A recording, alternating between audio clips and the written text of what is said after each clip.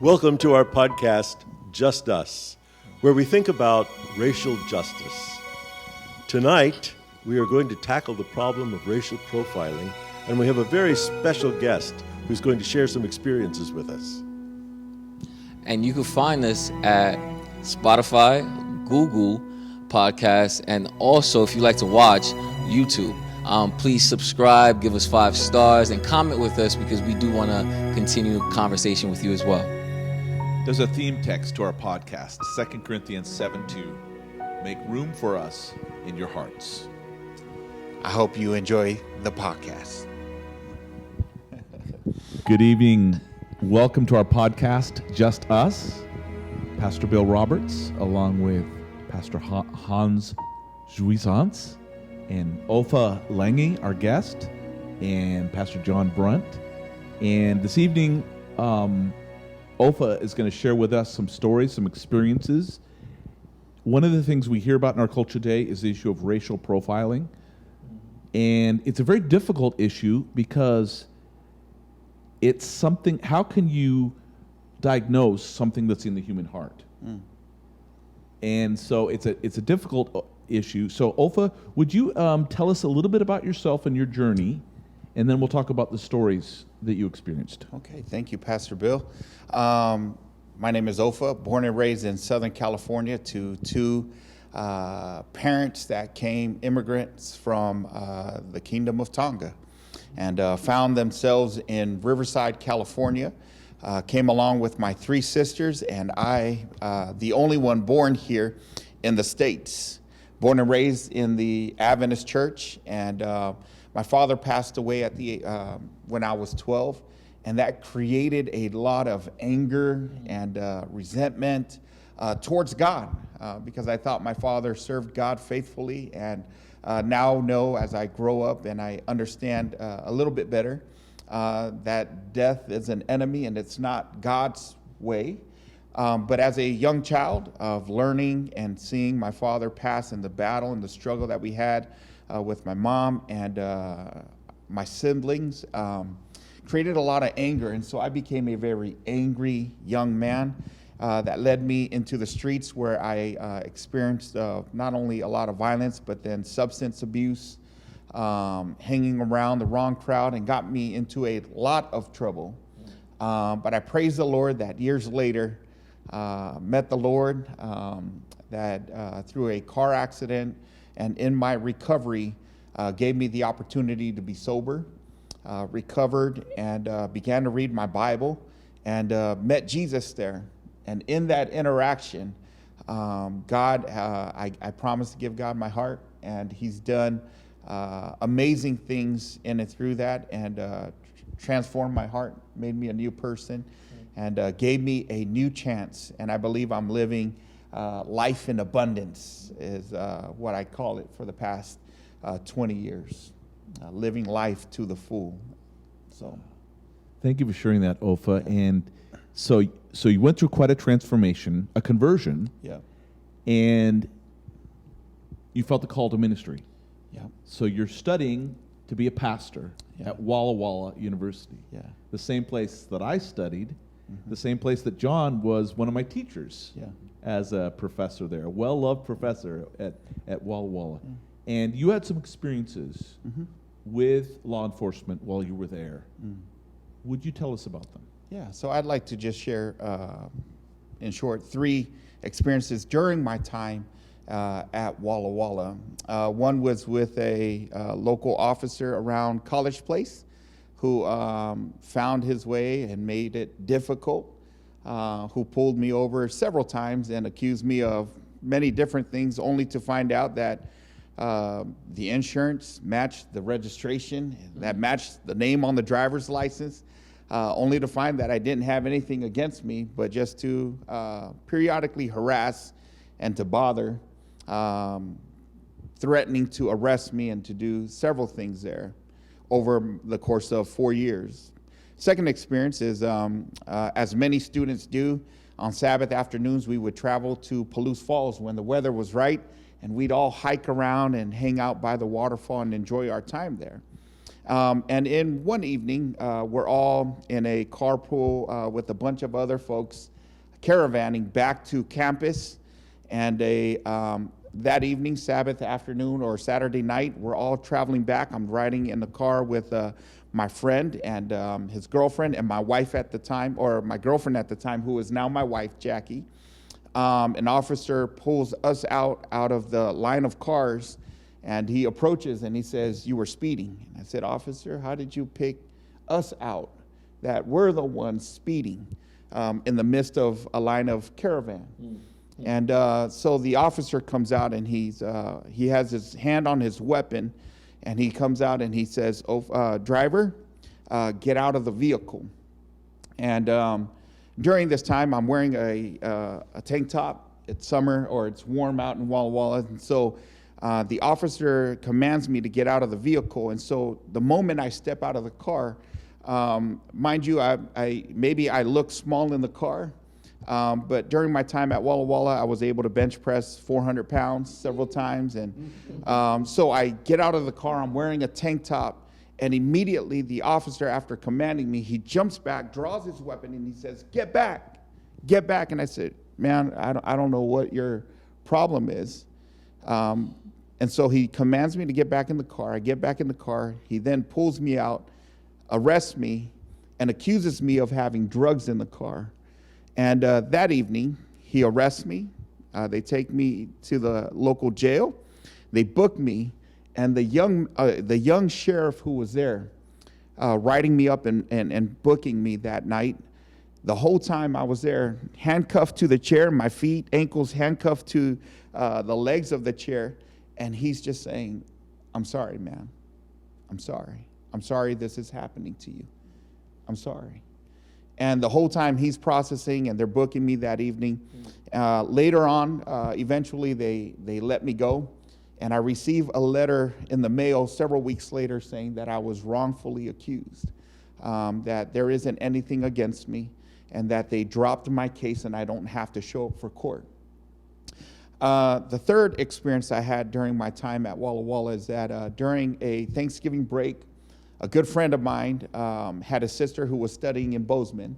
He didn't have a vehicle, and so he asked me, he said, "Ofa, would you take me out, or could I borrow your car?" And I said, "Okay, I'm not going to go home, but I'll drive you on over to Bozeman, where we can hang out and spend time so you can see your sister for Thanksgiving break."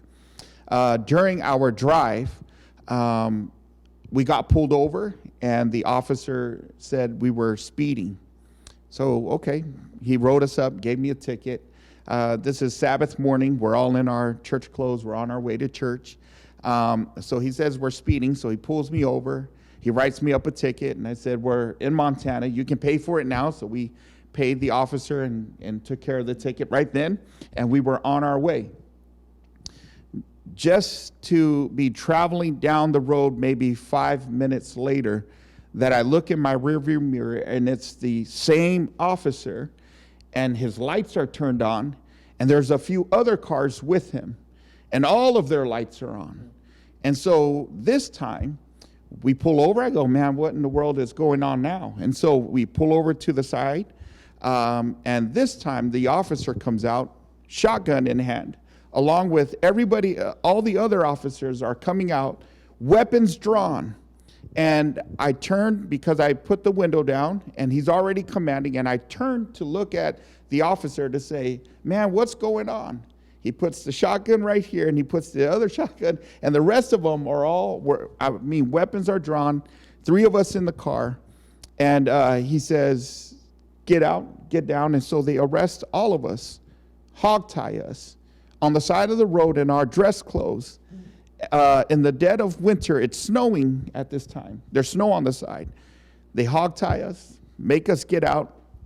And while we are there, the officers return to their vehicles, sit in the car, which seems to be an eternity, about 15, 20 minutes. We're cuffed. We're sitting out on the middle of the road, on the side of the road. And during our whole time there, every other vehicle that passed by would look at the officers and say, "You need help with those boys?" "Nope, we got them." And they would leave. And another pickup truck would pull up. look at us. You guys need help with those boys. Nah, we got them.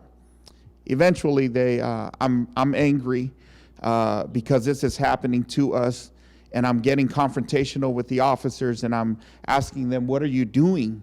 What did we do?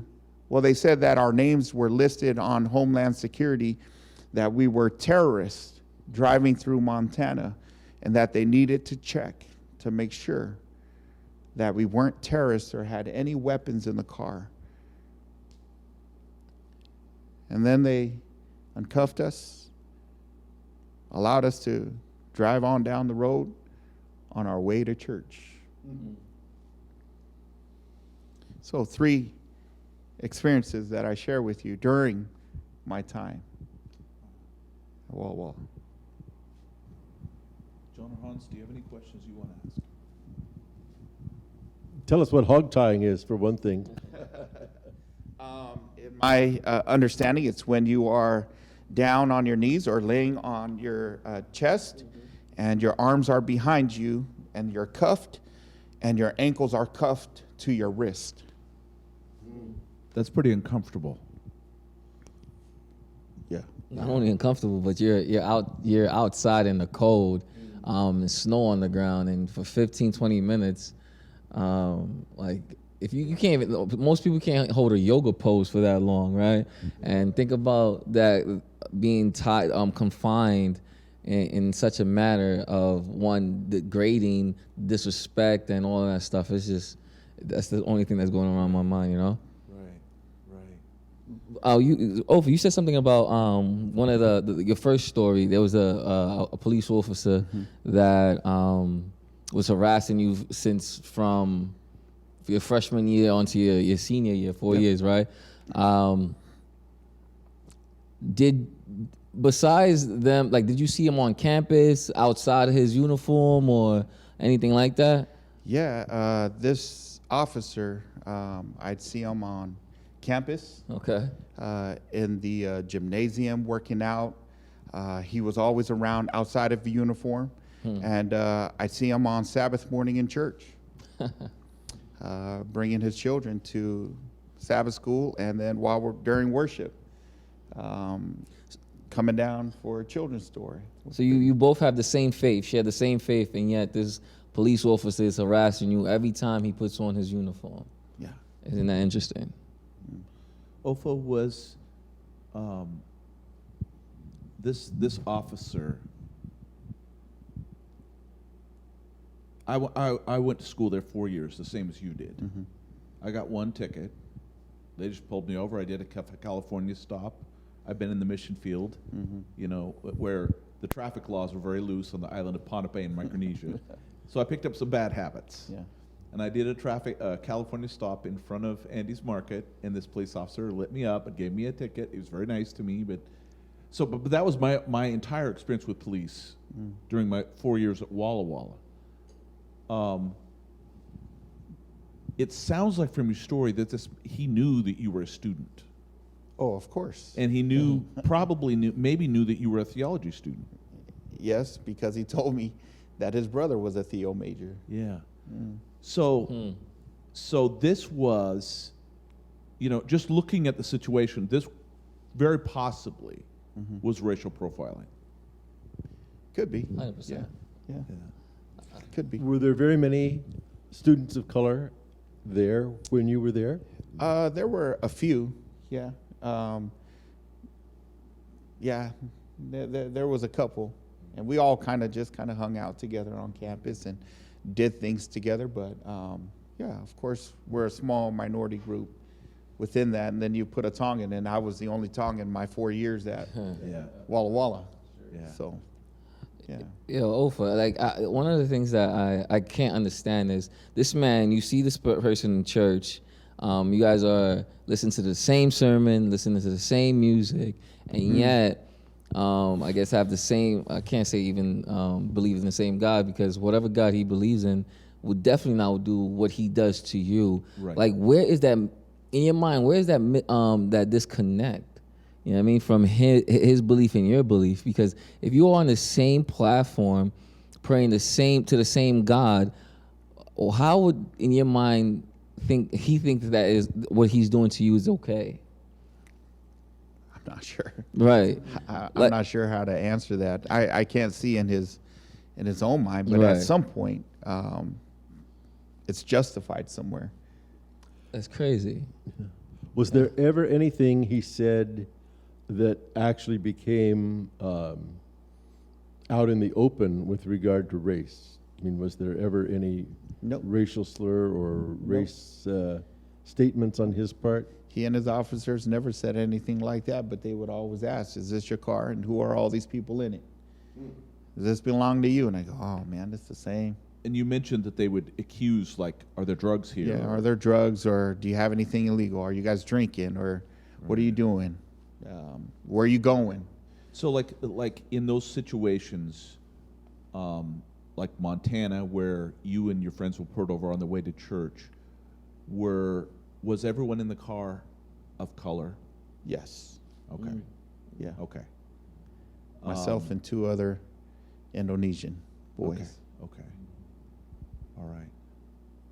And the situation with the officer at Walla Walla,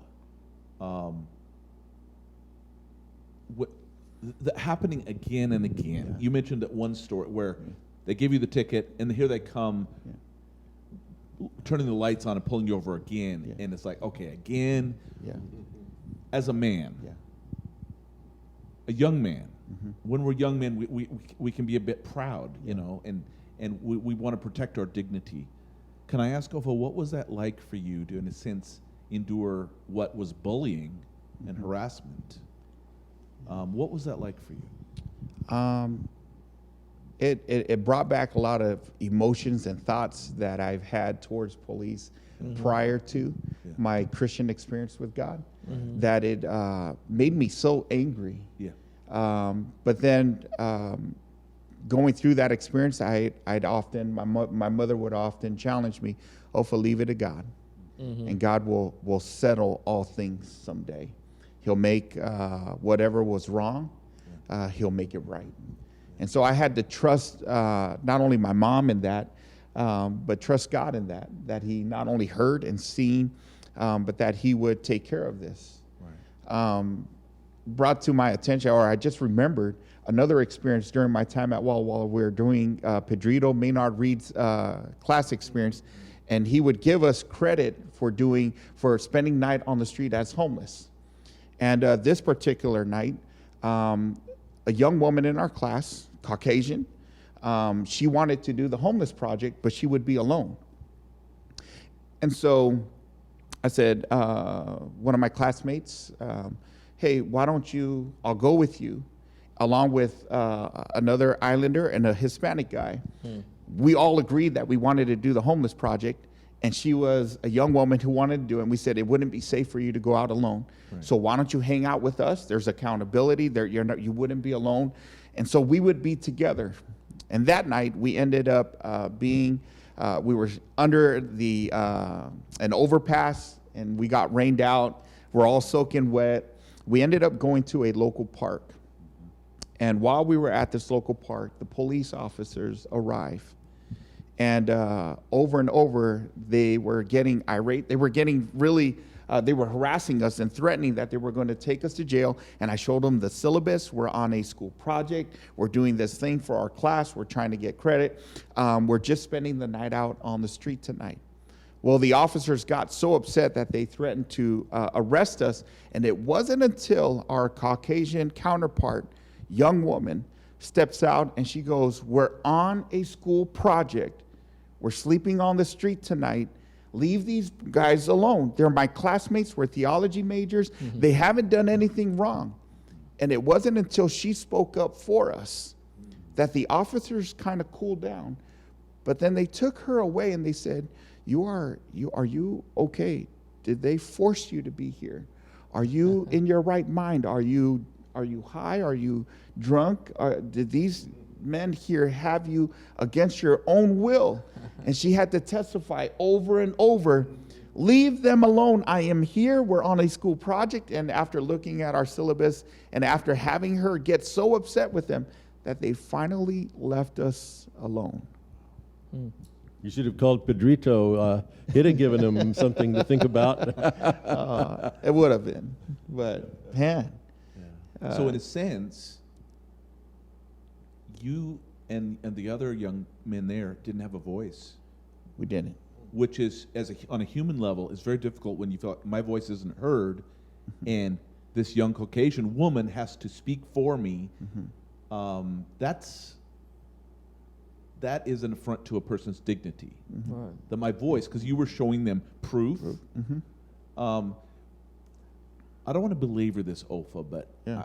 I'm putting myself in your shoes, because I dated my wife at Walla Walla, same as you did.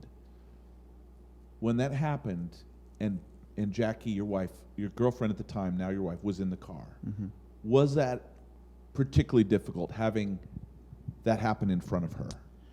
Yeah, For me, that would have been. She was crying and trying to figure out. She doesn't have that background. She doesn't come from the same background I had, and so to be harassed by police and to see me get arrested and taken to jail, and then to have the car searched and have all of them outside, this was really disturbing to her. Yeah. She was really upset, and she didn't know what to do, and so she just kept crying and saying, "What do we do?" And I ended up marrying Jackie, but she sat outside that jail until I was released. Wow. She sat outside and waited for me. Wow. She says, "I'm not leaving until you come." And so that was devastating to her, because my wife is, her father is African American, and her mother is Chilean and Lebanese. And so for her to experience that was traumatic. That was, it put an impression on her that said, man, we didn't do anything wrong, and this is how we are treated. So that didn't sit right. But of course, that makes you angry as a man, that you aren't able to protect her or to say, hey, it's going to be all right. But for her to see that and to experience that, paints a different picture of our of how we need to trust each other. And to love each other, I definitely want to highlight two things, especially for our audience. The first thing is, what that student did was she was being an ally, right? She was not being that white savior. Like, she was actually being an ally, like, yo, these are my classmates. And she spoke up for you, which I encourage white allies to do. Like, speak up for those, especially... you have a voice that would be heard that our voice won't be heard because of the color of our skins, right? And that's one of the things that needs to change within the system. That's right. So being that ally helps us continually move forward into life, and that brings us closer to one another. Because like, she could have just stayed like, no, and kept quiet, and the situation would have been worse. But then she spoke up like, yo, leave us alone. We are students. This is a project, and so on and so forth. So never be afraid to speak up for people that is like, that doesn't have a voice, quote unquote, in America or in this world. So that's the first thing I want to highlight. The second thing I definitely want to highlight is, I'm still stuck on this police officer in your in your church. Like, I'm still stuck on that, because a lot of people always like, nah, we share the same faith. I'm not racist, blah, blah, blah. That's a lie. You know what I mean? Clearly this man was a racist, and he's trying to do whatever he's trying to do to make life harder for you. And some people, just because we're in the same church, we say the same God, that means nothing, because your heart is not changed. You see what I'm saying? Like, you still have these skewed views of, wow, I'm better than you. And I'm supposed to show that, and especially with a badge, with these racist cops with these badges, they think they're above the law. But I'm pretty sure without the badge, without the uniform, that police officer would not even talk to you. You see what I'm saying? So it's one of these things that like, we had to acknowledge. Like, just because you're in the church and we sit next to each other does not mean that, you're not ignorant or you're not racist, if especially you treat people differently when you're outside of the church. Ofa, you've admitted that these things made you angry. They did. And yet you seem to handle that anger with a dignity and without the kind of malice that maybe some of us would have if we had the same experiences and were angry. What gives you the strength to do that? I know we're coming from a place where once trying to be, or coming from a place of being violent, it doesn't, you don't win. Nobody wins. Everybody gets hurt. And so you don't overcome that and that anger by being angry towards somebody else. And I recognize that just because of what God has done in my life and how He's accepted me, and I can't imagine how God sees me and how He's willing to forgive me. That helps me to be more compassionate for someone else, because God's been compassionate with me, and because He's been so forgiving to forgive Ofa. That I've been that's kind of where I try to hold the line of integrity and being a person of dignity, to not stoop so low. But oh Lord, man, the devil knows. It's challenging. It's not an easy battle to put that away. But it's only by the power of God that you don't retaliate or to express that anger in such a physical manifestation to harm somebody else, Or to church hate. yeah, Yeah. or to hold that, Or to, Yeah. to Or to hold hold on that. to that. Yeah. Hans, do you mind if I ask you a question? Go ahead. I know for me, as a white person, hearing Ofa's story, he's my good friend, my brother, it causes me to feel pain and anger hearing his story. As a person of color, what is it like for you to hear his story? There's similarities because when you're talking about the cop drawing the weapon on you, there was one time that my friends and I, 4th of July, we, especially in New York City, we go, the fireworks is amazing, it's phenomenal. So we go for 4th of July, and the fireworks is happening, it's amazing, it's hot. And then when we getting back home, this is a group of us, and I'm part of my community is black and brown people, all people of color. So this is Brooklyn, New York, and we was walking back home, and one of my friends, he was on a bicycle, and the police pulled over. He pulled up and had his flashing lights, told my friend to get in the car immediately, took him off the bike. And another of my friends, she was like, "What are you doing? Like, why are you being so rough with him?" And the moment she started getting into the cop's face, he already put his hand on his pistol. And this is a lot of black and brown people. This is our neighborhood. And I get in the middle between the police officer and her. I'm like, "Yo, what are you doing? Why is your hand on your weapon already? Like, this is no reason for all of this hostility." My man was just riding his bike on the sidewalk. Well, that's illegal. This or that. You could have just been like, "Yo, get on the street." That's all it could have been, whatever the case might be. So there's a lot of similarities. Like, it's always racial profiling where I come from. The guns drawn always, and it brings me to think about your experience. You get a ticket, have a nice day. We get gun drawn, get out the car kind of situation, which, like. Right. It's dark and light. It's two different situations. It's just, I could definitely relate to that. Right. It's something. Let me ask the question this way to Ofa, to you, and to Hans as well. My wife is a nurse. She works in the medical field, and she has had to deal with sexual harassment at work. And she reads when someone is acting inappropriately. She can read it real quick. When you have an interaction with someone, can you tell pretty quick if it's racial profiling or if there's an ulterior motive, or can you sense? Is that something you can sense? Like my wife can sense when a man, is not reacting to patients or the nurse as well. She can sense that. Can you sense that, do you believe, with people? Yeah, you would hate to presume judgment on somebody. Sure. But in their posture Right. and the way that they are handling or addressing you, Speak to you. Right.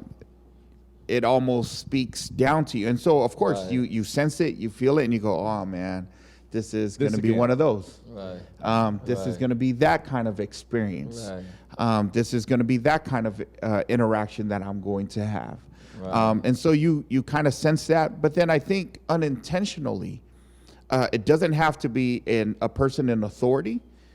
It could also just be an interaction, and someone starts saying something that I don't think they realize that they know what they're saying. Blind spot. A blind spot in what that translates to a person of color in what they're speaking. I don't think it needs to be a person in authority, just in the commonplace where we're sitting, let's say in church. Right. That you're sitting in church and someone, I think they think they're saying something kind.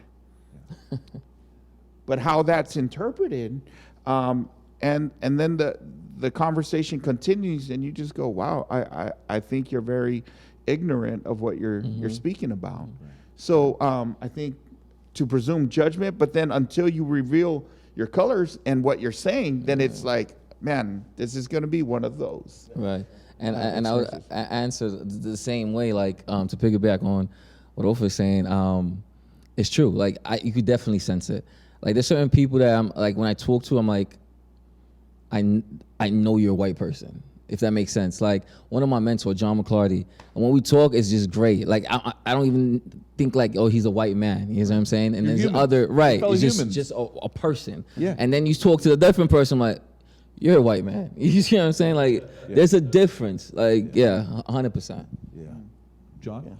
Ofa, how often would you say now that you or your wife or your kids face situations where it's clear that there's some kind of racial profiling going on?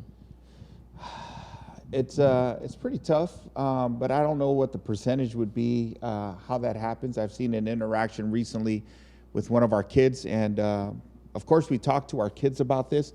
It's a very sad thing to open their eyes to. Our two oldest and then our two youngest kind of sit in the background and go, what? Why are people so hate? Why is that? Because they just don't understand yet. But our two older kids who have been reading on their own and see certain things, and then we get into a car and we're driving home, and Dad, was that kind of like that? And it's kind of, so they're listening. And so I hate the fact that we're educating them or talking to them to say, yeah, there's a history here of those things. Yeah. But to have those interactions now and to look at them, I think I'm aware of them, but I choose not to acknowledge them. Because it would get me down, John. It would make me so upset. And so what I tend to do is gather my family and, hey, we don't need to be here. Let's get moving. Let's go somewhere else. Let's do something different. Because I don't like those interactions, especially with my kids around. Right. Tell me what you do to educate your kids and how you walk a fine line of making sure that they are aware of potential danger situations and know what to do. And on the other hand, you don't want them to become paranoid. And so what do you do? How do you walk that balance and educate the kids? Yeah, that's a great question. What we, with our fifth grader, this young man reads, and he'll pick up a book and he'll read. And he'll ask me, Dad, can I order this series of books, history books? He's fascinated with history. And so the more he reads, he'll come and ask, Mom and Dad, what happened during this time and what was happening? And so Mom and Dad have to sit down. We look at each other and we go, okay, sis, have you read about this yet? And no, she's a third grader. No, I haven't read about those things. Okay, well, son, come here. Mom and Dad will talk to you a little bit. And so we'll talk, we'll watch documentaries, and we'll share with them that this world, from a biblical perspective, that this world, the enemy is here. and he does nothing but to steal, to kill, and destroy. And so we tell them, teach them that there's evil in this world, and that in that there's also good. And so with all the evil in the world, let's be agents of good. And so we try to balance that out of how can we reflect God's loving character when something like this happens. And it tends to be that our children kind of say, hey, then we choose to walk away from that. When someone is being hateful towards me, we just say, hey, you don't have to stay in that circle. Those are not your friends. You don't have to remain there. So get up and find something else to do at school. Why don't you go find another group of friends, find something different to do during recess. You don't have to run with them. When those things happen, you can go and play on the monkey bars. And when it happens there, then go play soccer or something else. So we try to challenge our kids that there's always an option for you. You're not stuck here in that. So that's something that we try to provide as we, they kind of set the tone for education because they're reading and they're learning, and then they come and ask questions, and then it's, so now we have that conversation. Right. But that's where we are right now. We have a 5th grader, and so we have to kind of balance that with our 3rd and 1st grader and our 5-year-old. So balance, kids set the tone. And Ofa has the sweetest kids. I got to go on a hike with them down to the river, and they're just amazing kids. and I know as a father, for me also, it's difficult, the idea of the ugliness of the world. And for my kids, now my kids haven't had to deal with some of the things your kids have. And I grieve for that. But the idea of the ugliness of the world is hard. And I was very proud. There was a march in Seattle, and my son wanted to go. He went. Pastor Doug Bing was there, and my son wanted to go. Nice. And it is. So when you look back on Ofa on those experiences, what did you learn from them? By not participating or retaliating makes me a better person. Yeah. It helps me with the upward fight. If you've ever been substance abuse or anything else, every day is another day of sobriety. Yeah. And so today I won't drink. That makes me a stronger person tomorrow. Right. And I take the same concept with substance abuse to this kind of abuse, is that the more another day, another opportunity that I don't engage and retaliate and allow my anger or any of that to come out, that's another day where I win. It makes me a stronger person. I'm sober that much longer. I'm in my right mind. So that's the way that I see it, Pastor Bill, that, I'll overcome it today, and I'll be a better person tomorrow. So not that I'm perfect, No.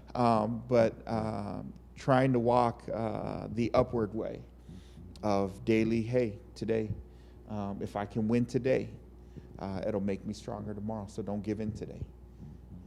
That's maybe a simple way of saying, hey, how do I gain victory over this? But daily pursuing that. Well, you think of in Romans 12, it says, bless those who persecute you, bless and do not curse. And then it says, do not be overcome by evil, but overcome evil with good. And so that is really, really hard, because there's something within us that when something's not fair, on a human level, we hate it. And so the idea that, okay, that isn't fair, but I'm still not going to act like them because of Jesus, that's hard. But overcome evil with good. I think of that verse. As you were talking, I was thinking of in James, where it says, James 2, my brothers and sisters, believers in our glorious Lord Jesus Christ, must not show favoritism. So racial profiling is showing favoritism. Is treating different people differently. And then it says, speak and act as those who are going to be judged by the law that gives freedom, because judgment without mercy will be shown to anyone who has not been merciful. Mercy triumphs over judgment. And I think of something Dr. King said when, they were turning the hoses and the dogs on them. He said that they were actually harming their own humanity.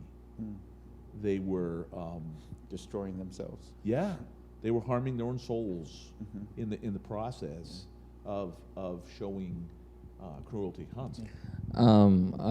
I do, but I'm more of a Malcolm X kind of guy. And that's okay. In the sense of, right, they both were great men, 100%. They both needed each other, the yin and the yang. Martin Luther King wouldn't go get as far or more publicity if it wasn't because of Malcolm X. Right. Now, for those who don't, because we have viewers that don't believe in the Bible and whatnot. For those who don't, how do you speak to them in that? Because as a person of color, it seems like we always have to be the bigger person. Like that weight of that weight in itself on your shoulders, it's tiring, it's exhausting. You see what I'm saying? So without giving them a text, because I'm like, well, they won't understand. Like, you know what I mean? What else to give those that group of people? Like, let me give you that question. Like, what else to give those to that group of people, without saying like, oh, well, it'll be a better day. Jesus has you. Yeah. What else to tell them? Yeah.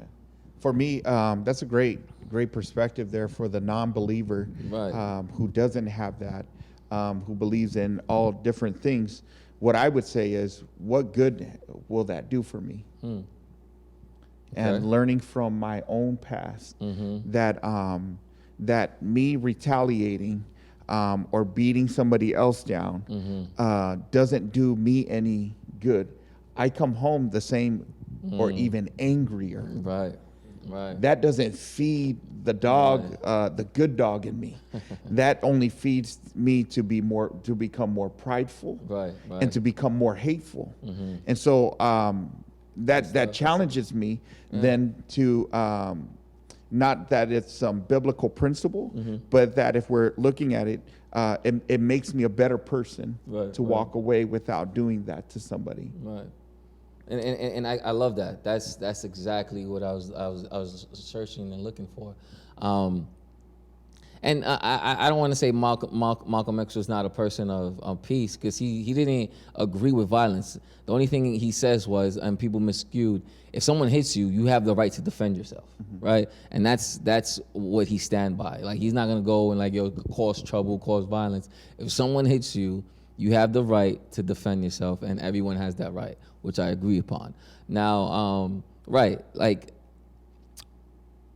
it's not always, pick your battles wisely, basically. Like, you don't want to always start a war where you could definitely find another revenue or avenue to fix certain things, whether it be, as you were saying, kill a person with kindness, or turn the other cheek, if you want to call that.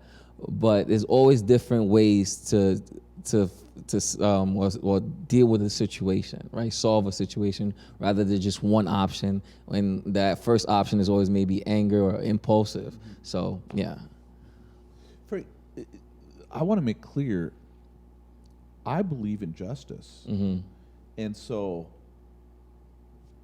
let's say that I had been one of the local pastors in town, knowing what happened to you.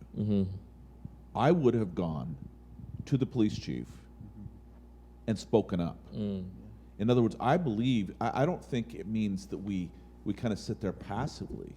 For me, when I say overcome evil with good, is I don't want to let a hateful person make me hateful. Right. Yeah. But when it comes to using, Erin Jones is a good friend of mine, and she told me about a situation where a young black male was driving in his car, and the officers put on the lights to pull him over, and there was no shoulder. So he slowed way down to signal that he wasn't running away, but there was nowhere to pull over. So he kept going until there was a side road he could pull off safely. And by the time that happened, there were more cars, and it was gunpoint. They got him out, and so when I heard about that, as a pastor, I emailed the mayor. The mayor sent me to the chief of police. The chief of police sent me to the sheriff. The sheriff promised me that an investigation would happen. That's the best I can do. Yeah. But at least, so I really do believe in doing what we can to bring justice. I don't think we should just, like you said, Hans, well, Jesus will fix it all someday. I think we actually need to do things for justice. Right. And didn't one of your professors come and get you in jail? I would often call and speak with our dean at the time, and he would get pretty upset and make a phone call or two and say, "Hey, can't treat my students that way." Right. And I want to definitely highlight, because I'm not trying to bash police officers, because one of the cops that you were saying, he was like, "Yo, I'm sorry that there are great ones. This is happening to you, right?" And it's hard to speak up when you're in this environment, all right? Like, especially if there's a group of cops, the blue wall of silence kind of thing. It's hard to speak up against your colleagues, but if your colleagues are doing something wrong, you definitely speak up so justice can actually be served. And even though he's spoken to you, I'm sorry that this happened, that's actually reassuring. Like, okay, there are good ones out there that can actually, help the process. So, yeah. For sure. Yeah. Ofa, were you going to say something? I do agree with you, Hans, is that I do believe that there are many good officers out there, and it's really sad that ones like we're talking about color everybody. But, honestly, the four of us are pastors, and we've had pastors mistreat people, and they don't speak for us. They don't represent us. And I would take it personally if someone said that's what pastors are. Yeah. So I don't want to do that to police officers either. No.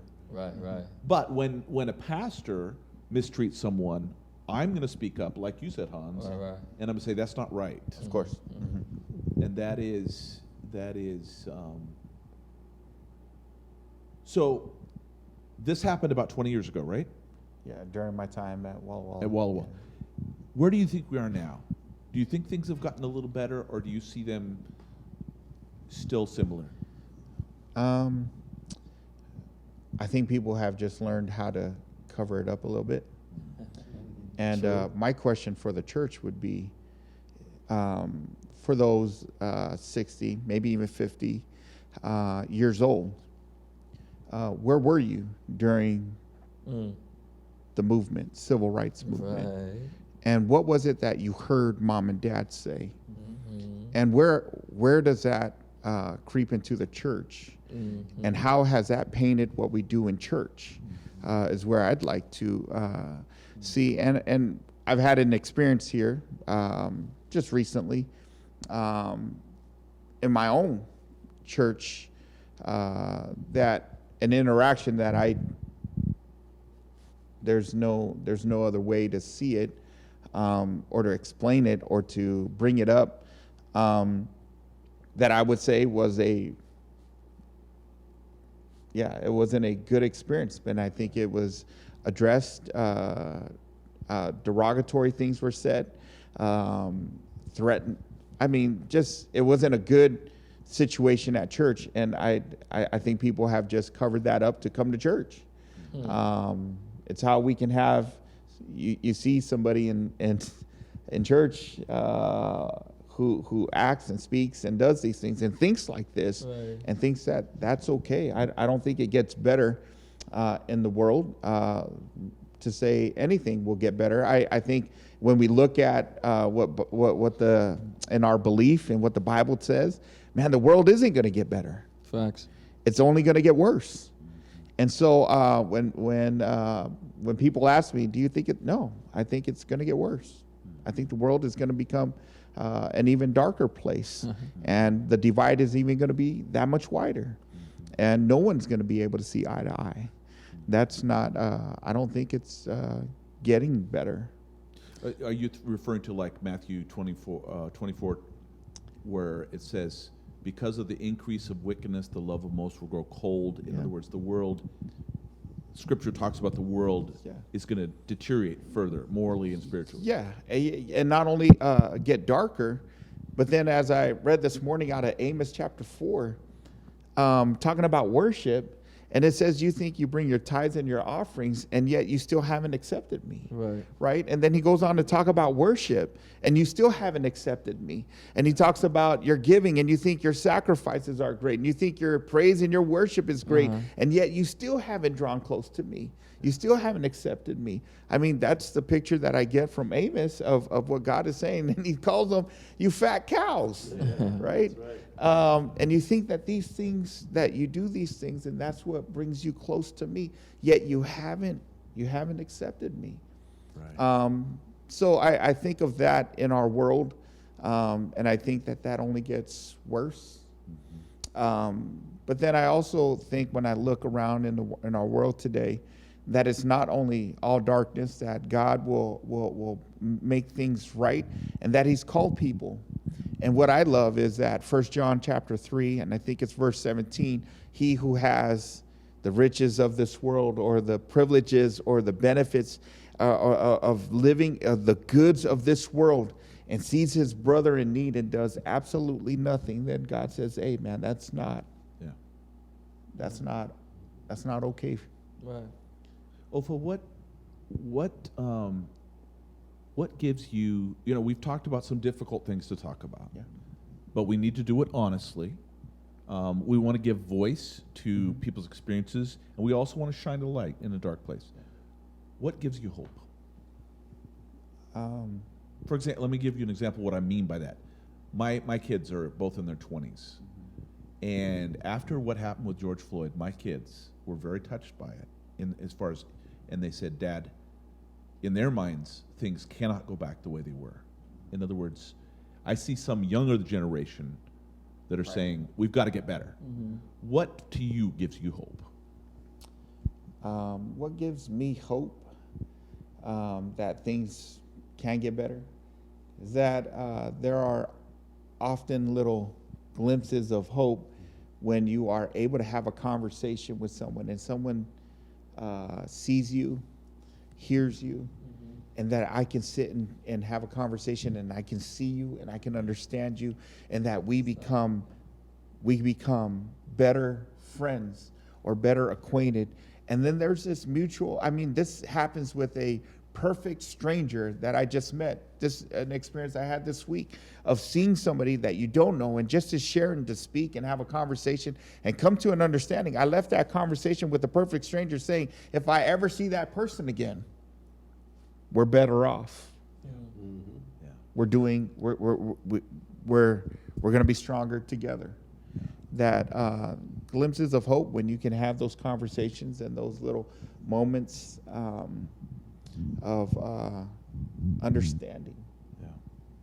And the fact that we know the direction that the world is going is never an excuse, is it, for not trying to create the principles, the values of the kingdom where we are, because there is hope in pockets where people actually do justice and love mercy and walk humbly with God, and it makes a difference. So we can never use the future as an excuse not to act in the now.